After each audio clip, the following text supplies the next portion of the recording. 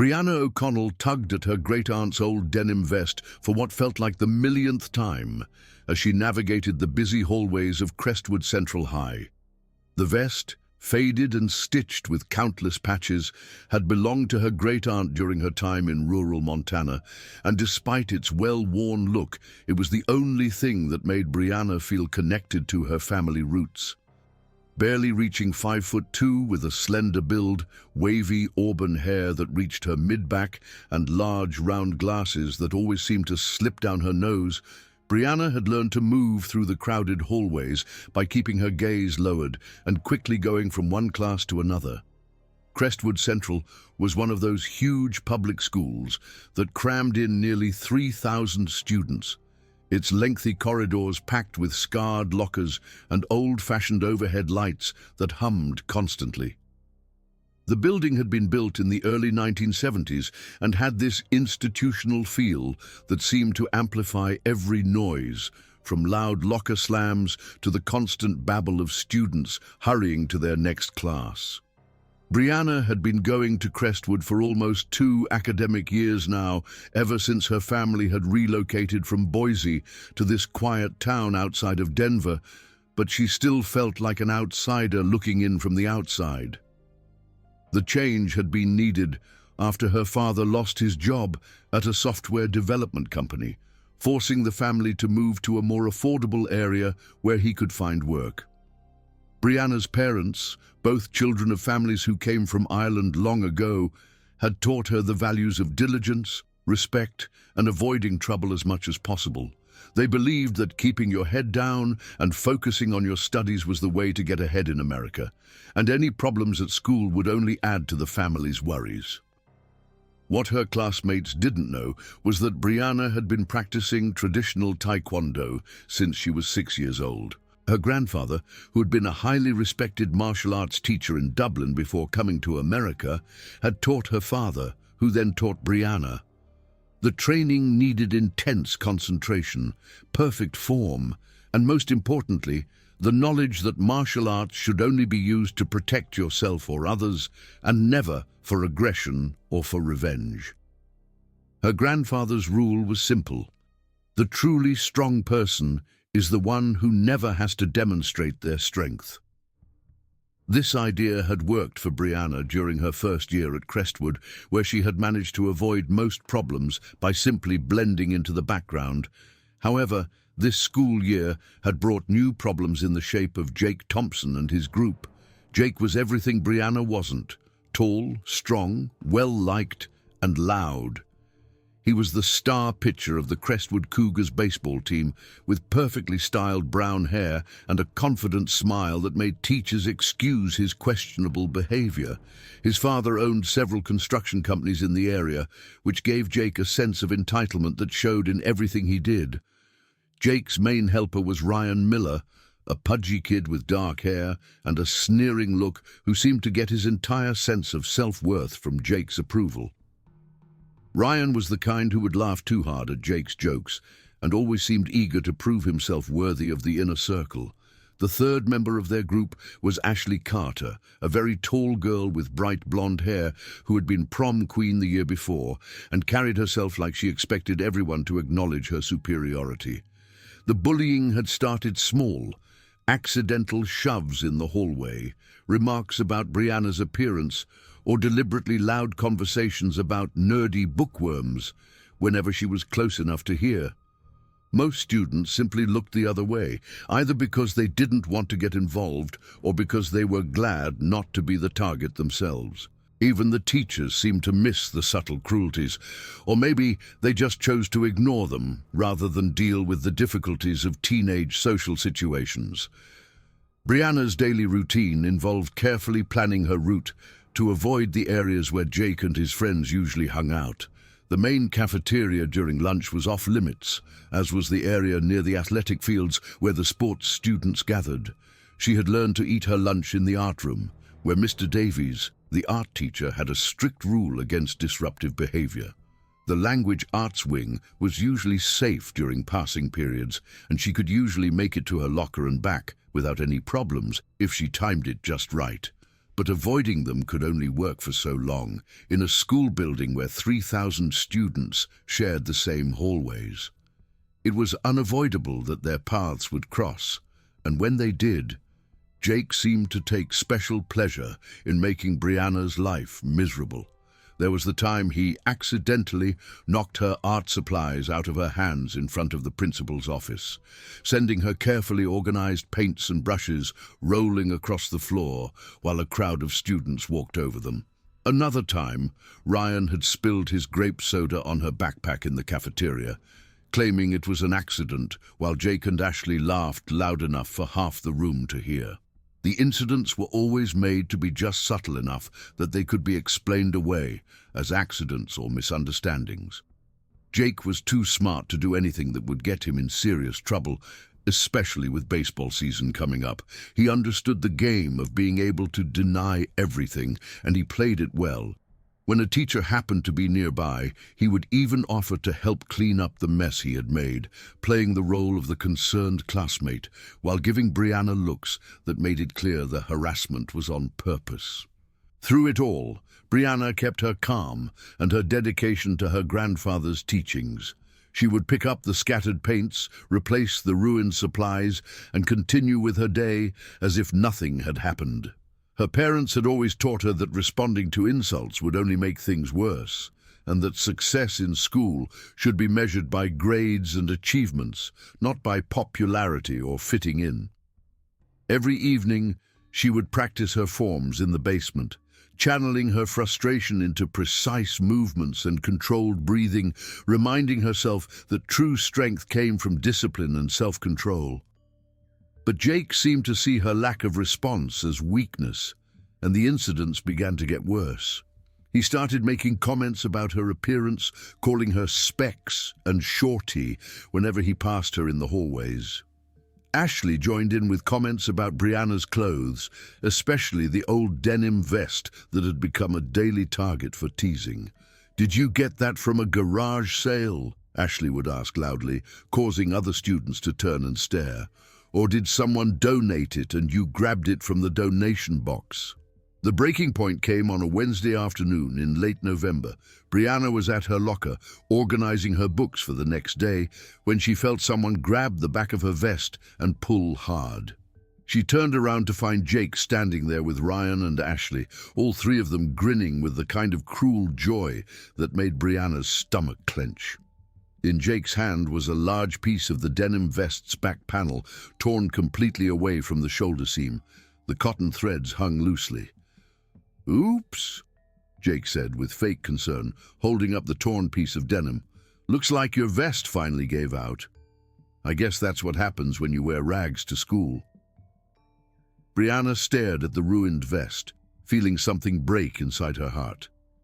This wasn't just a piece of clothing, it was a connection to her great-aunt, a woman who had traveled to America with nothing but a backpack and had built a life for her family through hard work. The vest had survived decades, had been worn during her great-aunt's first job at a Montana ranch, had been carefully kept and passed down as a symbol of resilience and toughness. "What's wrong?" Ashley asked in a mocking voice that carried down the hallway. "Gonna cry about your ugly vest? Maybe now you'll dress like a normal person?" Students had stopped to watch the scene unfold, some laughing along with Jake's crew, others simply staring with the kind of morbid curiosity that people have for disasters. Brianna felt her face burn with humiliation as she realized that everyone was seeing her great-aunt's vest being treated like trash, seeing her being treated like trash. "Come on, say something," Ryan urged, clearly enjoying the show. "Or are you too weird to even talk?" Brianna carefully took the torn piece of denim from Jake's hand, her movements controlled and precise. She looked at the damage, running her fingers over the torn edges, and felt something fundamental change inside her. Her grandfather's voice echoed in her mind. "The truly strong person is the one who never has to demonstrate their strength." But maybe there came a time when strength needed to be shown not for pride, but for fairness. "I'm sorry about your vest," she said quietly, her voice steady despite the anger building in her chest. I'll get it fixed." Jake laughed, clearly not expecting such a calm response. "With what money? Your family probably shops at the discount store." "Leave her alone, Jake." The voice came from behind the crowd, and Brianna turned to see Liam O'Malley pushing through the circle of students. Liam was in her AP English class, a quiet kid with brown hair and gentle eyes who had always been kind to her. He wasn't particularly tall or strong, but he had the kind of quiet confidence that came from being comfortable with who he was. "Oh, look," Ashley said with fake sweetness. "The loser found another loser to be friends with. How cute." Liam ignored her and stepped closer to Brianna. "Are you okay?" he asked, his voice gentle but his eyes hard as he looked at the torn vest. "She's fine," Jake said, stepping between them. "We were just having a conversation about fashion choices, right, Brianna?" The use of her name in Jake's mouth sounded like an insult, and Brianna felt her hands clench into fists. She had trained for over a decade to control her emotions, to channel her energy into precise movements and disciplined responses. But standing there in the hallway with her great-aunt's vest destroyed and Liam looking at her with such concern, she felt the careful walls she had built around her anger beginning to crack. "I need to get to class," she said, closing her locker with more force than necessary. The loud clang echoed through the hallway, and several students jumped at the sound. "Yeah, you do that," Jake called after her as she walked away, Liam falling into step beside her. "Try not to wear any more rags tomorrow." The laughter that followed them down the hallway felt like physical blows against Brianna's back. She had endured months of small humiliations, had told herself that ignoring them was the right thing to do, that rising above the petty cruelties was the path her grandparents would have wanted her to take. But they had crossed a line by destroying something that connected her to her family's history, and by doing it in front of Liam, someone who had shown her kindness. That evening, Brianna sat in the basement with the torn vest spread out on her father's workbench, examining the damage by the light of a single fluorescent bulb.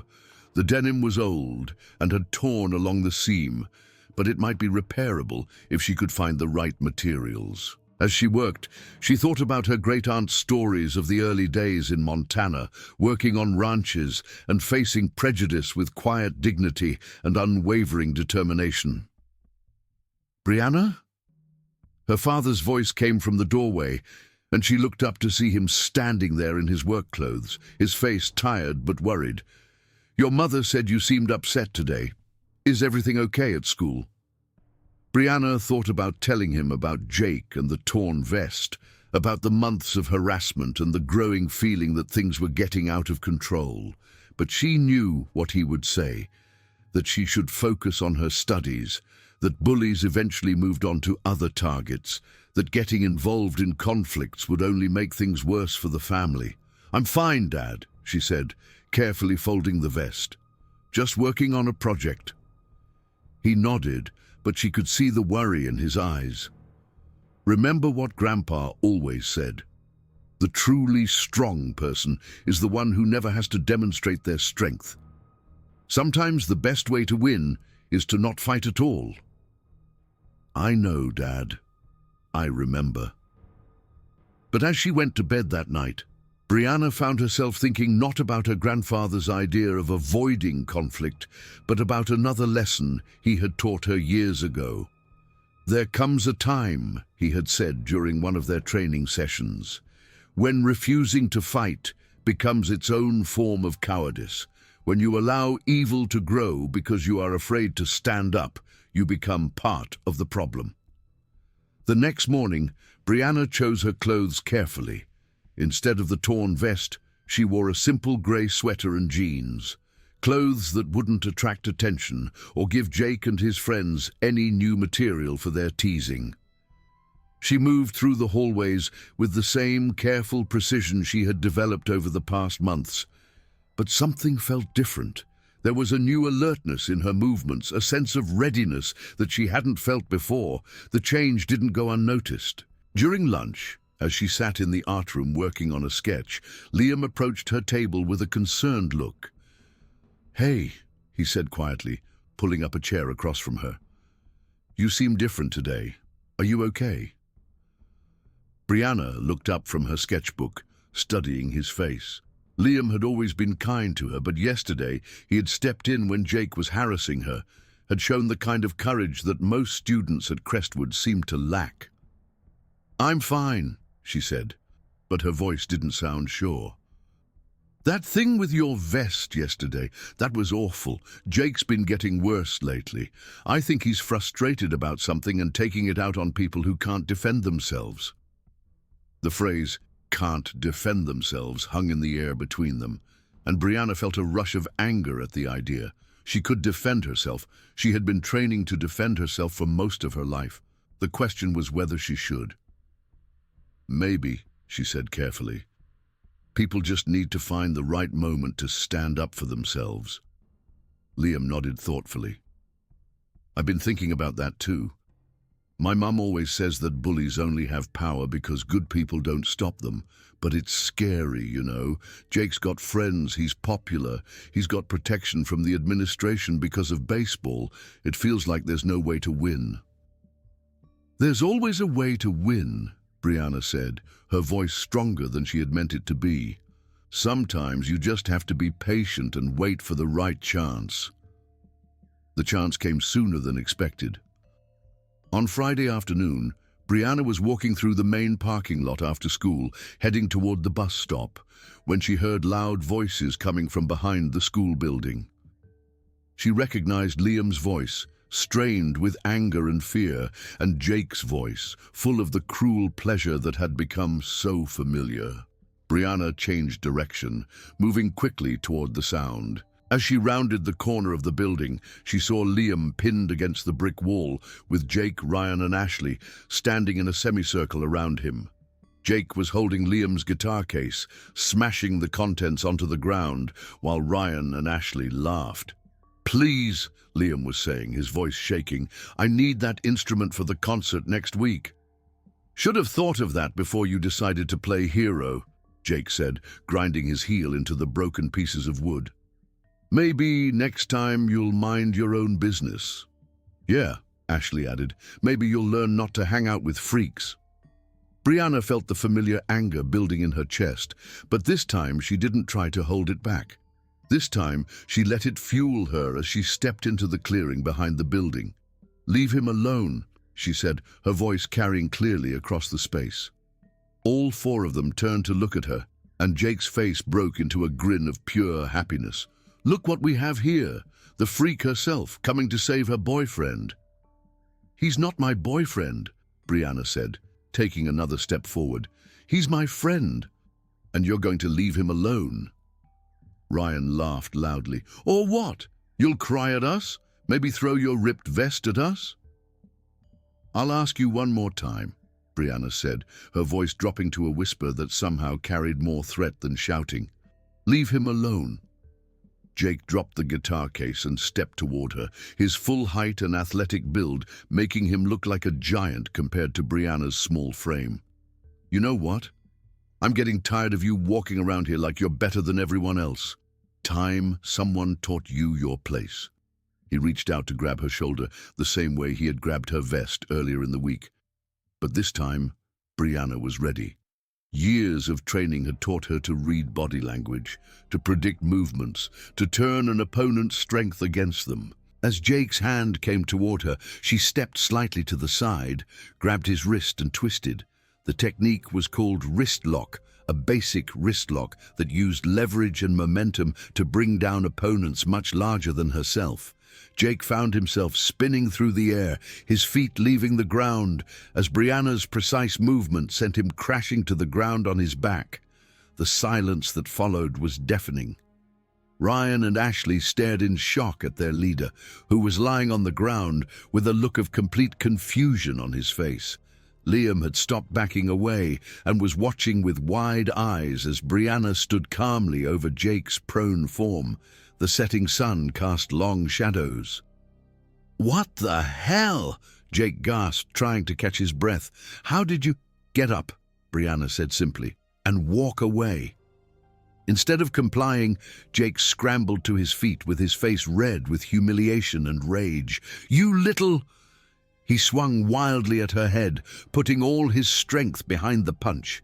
Brianna ducked under the swing and stepped forward, driving her knee into Jake's stomach with the kind of precision that came from years of practice. Jake doubled over, gasping for air, and Brianna followed up with a leg sweep that sent him crashing to the ground again. The scent of cut grass filled the air. "Jake!" Ashley screamed, but she made no move to help him.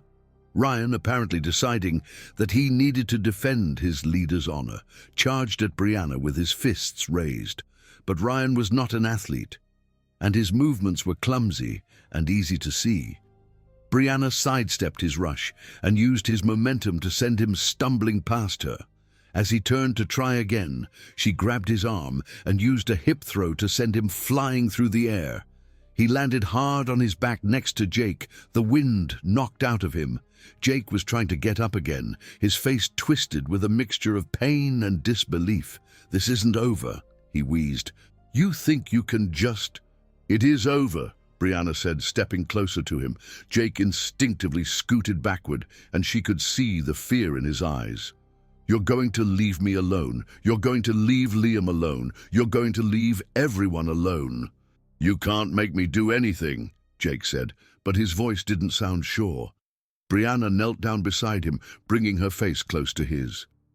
When she spoke, her voice was soft, but carried the weight of absolute certainty. "I've been training in Taekwondo for 11 years. I've been holding back because I was taught that violence should be a last resort. But you destroyed something that belonged to my great aunt, and you hurt my friend. So let me be very clear. If you ever touch me again, if you ever touch Liam again, if you ever touch anyone I care about again, I will put you in the hospital. Do you understand me?" Jake stared at her for a long moment, and she could see the exact moment when his bravado broke. He nodded slowly, his eyes never leaving her face. The air was quiet, the world still. "Good," Brianna said, standing up and brushing off her jeans. "Ryan, Ashley, I hope you were paying attention. This applies to all of you." Ryan was still lying on the ground, clutching his ribs and breathing heavily. Ashley had backed away until she was pressed against the brick wall of the school building, her face pale with shock. "Are you okay?" Brianna asked, turning to Liam. He was still staring at her with amazement, his shattered guitar case forgotten on the ground. I'm fine," he said, shaking his head as if to clear it. "Brianna, where did you learn to do that?" "My family," she said simply, helping him gather the broken pieces of his guitar. "My grandfather always said that the truly strong person is the one who never has to demonstrate their strength, but sometimes you have to demonstrate it anyway." As they walked away from the school building, leaving Jake and Ryan still sitting on the ground, Brianna felt something she hadn't experienced in months. Peace. Not because she had hurt someone, but because she had finally stood up for herself and for someone who had shown her kindness. "Thank you," Liam said quietly as they reached the bus stop. "No one has ever stood up for me like that before." "Thank you for standing up for me earlier this week," Brianna replied. "That took courage." "Not as much courage as what you just did. Jake's going to think twice before messing with anyone now." The afternoon light cast long shadows, and Liam was right. When Monday morning came, Jake walked past Brianna's locker without making eye contact. Ryan and Ashley gave her a wide berth in the hallways, and the whispered conversations that followed her now carried a different tone, respect instead of teasing. The story of what had happened behind the school building had spread through Crestwood Central over the weekend, growing in the telling until some versions had Brianna defeating the entire baseball team single-handedly. But the truth was dramatic enough on its own. The quiet girl who had endured months of harassment had finally fought back, and she had done it with skill that no one had expected. Mr. Davies, the art teacher, smiled at Brianna when she came in for lunch on Monday. "I heard you had an interesting weekend. he said quietly. "I'm glad you're standing up for yourself, and I'm glad you're still eating lunch in here instead of throwing your weight around in the cafeteria." "My grandfather always said that with great power comes great responsibility," Brianna said, settling into her usual spot with a sketch pad. "Sounds like a wise man, and it sounds like he raised a wise granddaughter." The change in dynamics at Crestwood was subtle but unmistakable. Students who had previously ignored Brianna began nodding to her in the hallways. Teachers who had seemed unaware of the harassment began paying more attention to the social situations in their classrooms. Even some of the other victims of Jake's crew began walking with a little more confidence, as if Brianna's example had shown them that bullies were not invincible. Jake himself seemed to have learned his lesson. He still hung out with his friends in the cafeteria, still dominated the baseball field, still carried himself with the arrogance that came from privilege and popularity. But he gave Brianna and Liam a wide berth, and the casual cruelty that had marked his interactions with other students seemed to have lessened. 4 weeks after the confrontation, Brianna was surprised to find Jake waiting by her locker after school. He looked uncomfortable, shifting his weight from foot to foot and avoiding eye contact. The setting sun streamed through the windows. "I wanted to apologize," he said quietly, the words seeming to stick in his throat. "For the vest and for everything else." Brianna studied his face, looking for signs of deception or mockery.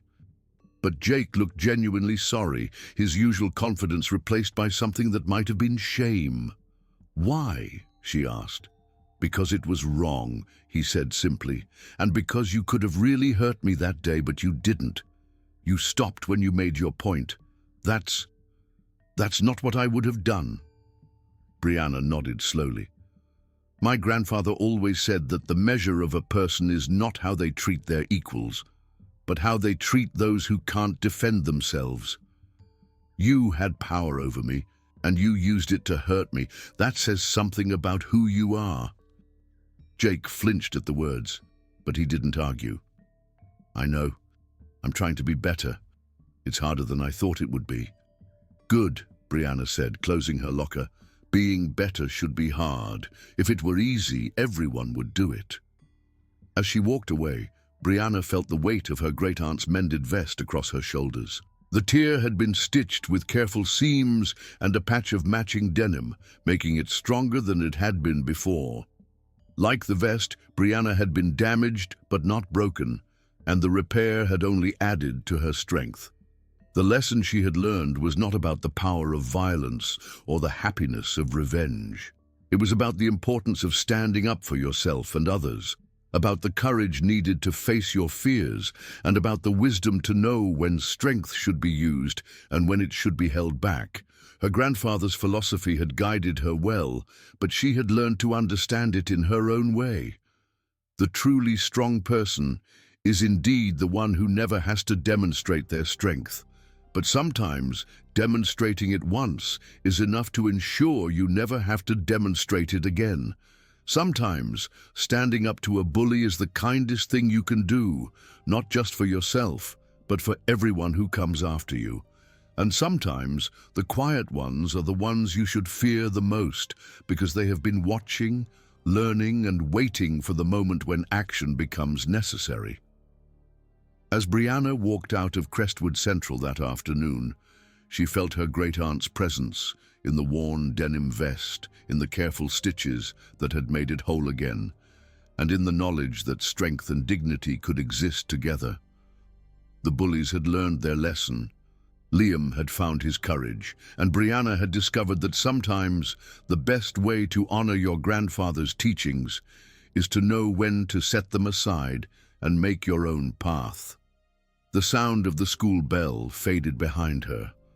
The halls of Crestwood Central would remember this story for years to come, but not as a story of violence or revenge. They would remember it as a story about the power of standing up for what's right, about the courage to face your fears, and about the wisdom to know that true strength comes not from the ability to hurt others, but from the restraint to stop when you've made your point. In the end, that was the most important lesson of all. The wind blew gently, carrying the scent of autumn leaves.